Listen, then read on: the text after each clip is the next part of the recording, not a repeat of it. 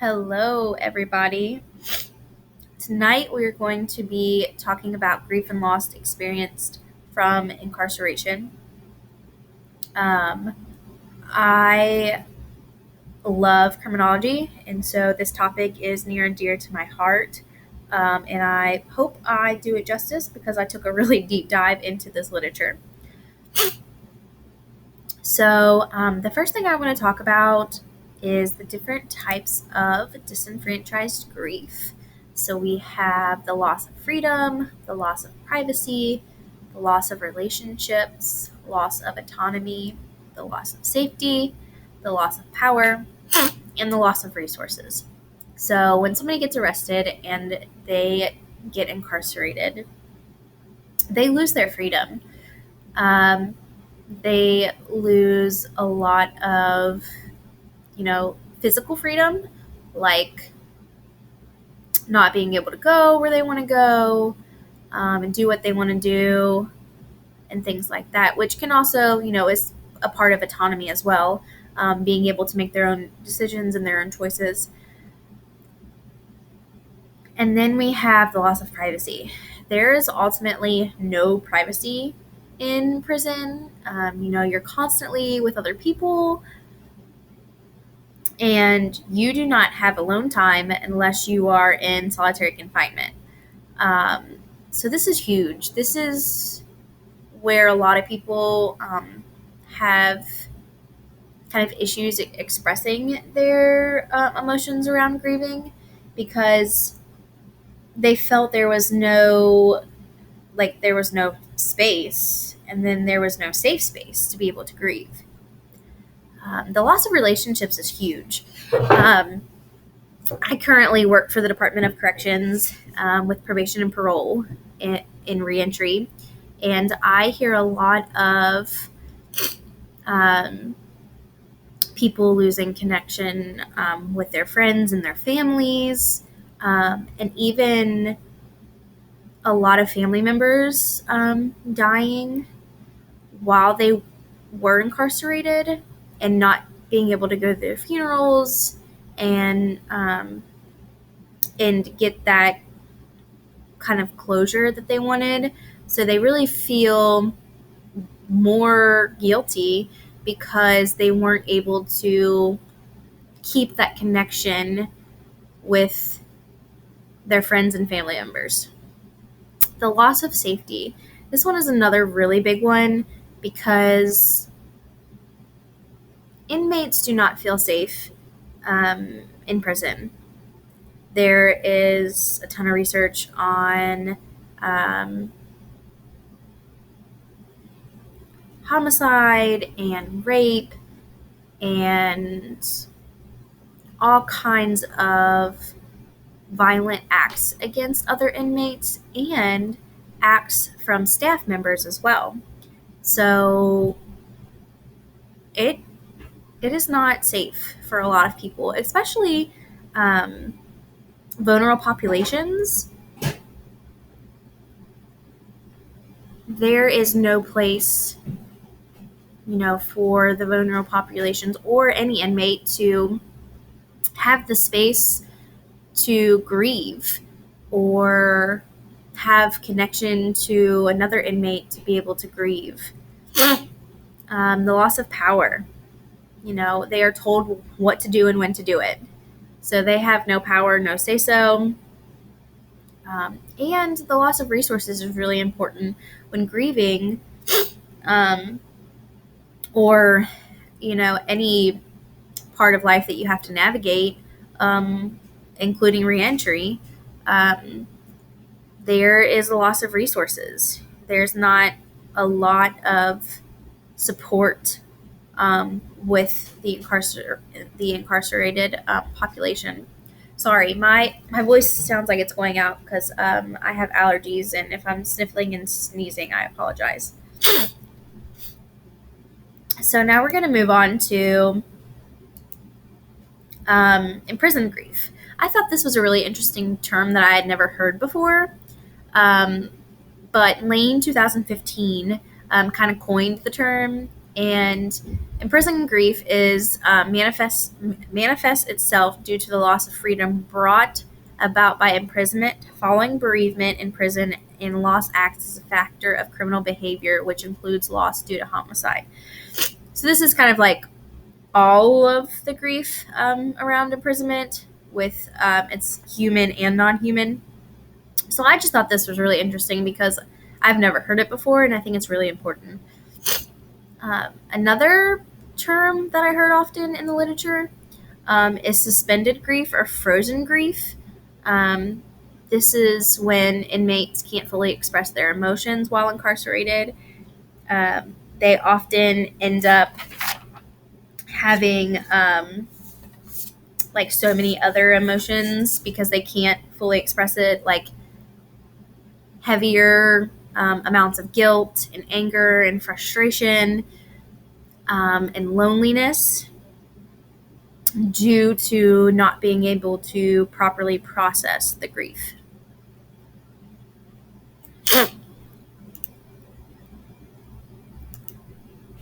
All right, so population subtypes.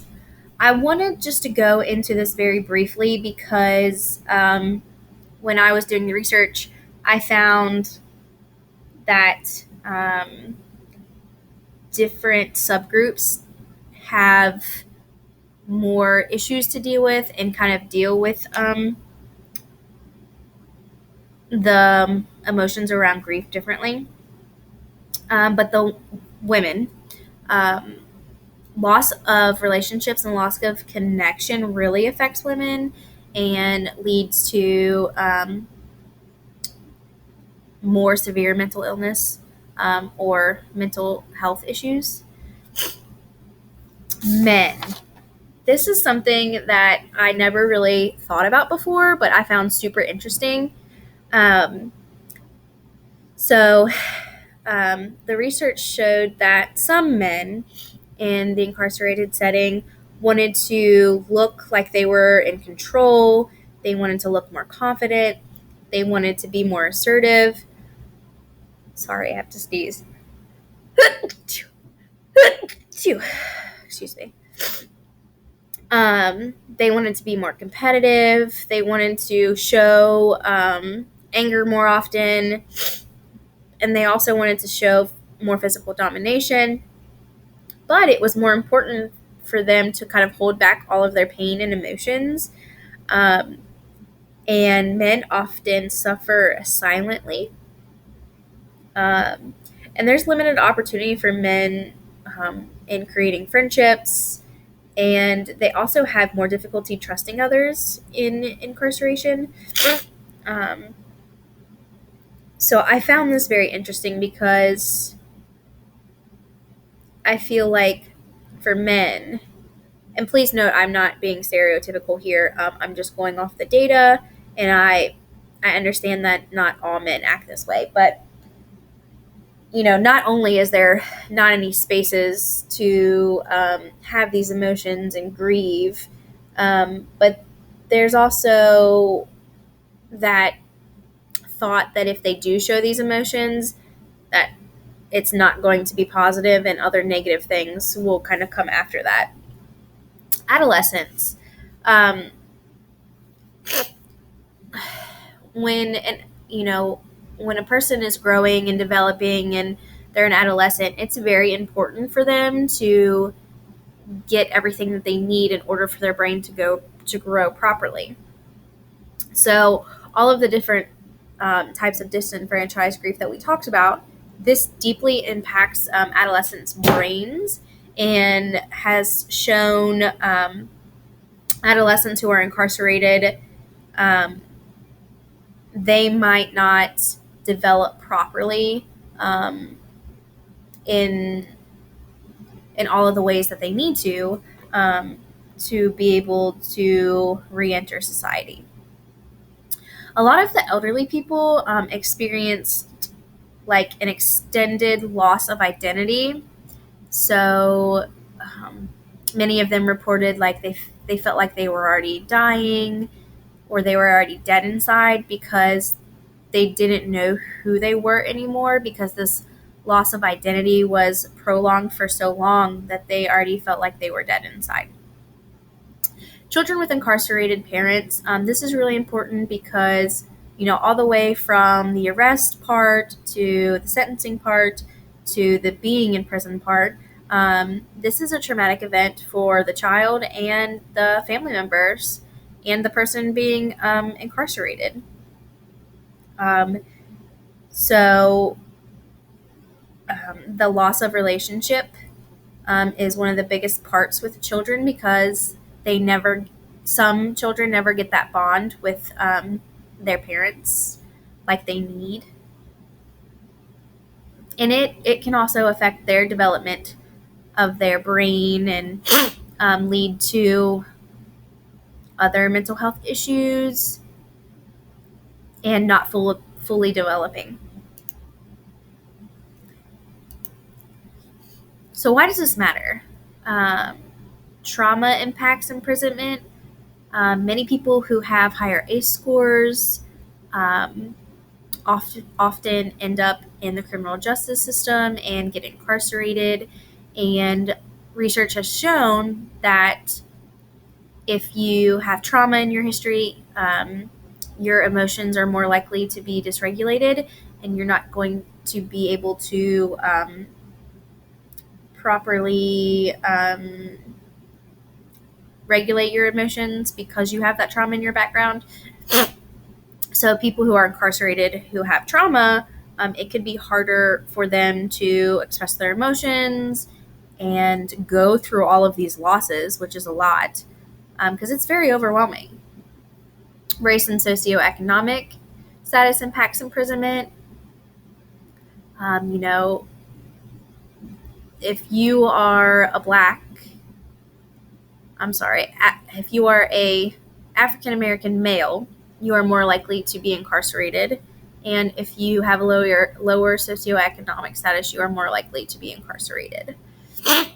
And like we've talked about before, not expressing these emotions of grief and loss can lead to recidivism, relapse, and other serious mental illness. More is needed. More data and research is needed to kind of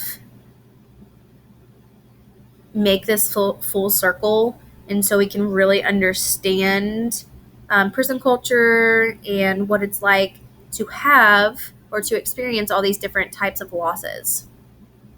And policy changes are needed.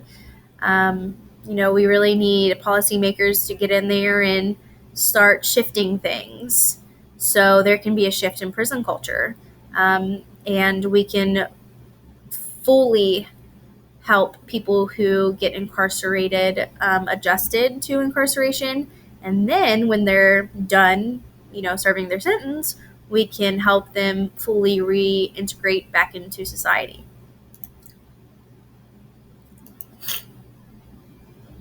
Another thing that I wanted to note, I didn't want to, make it its own slide, but solitary confinement is shown to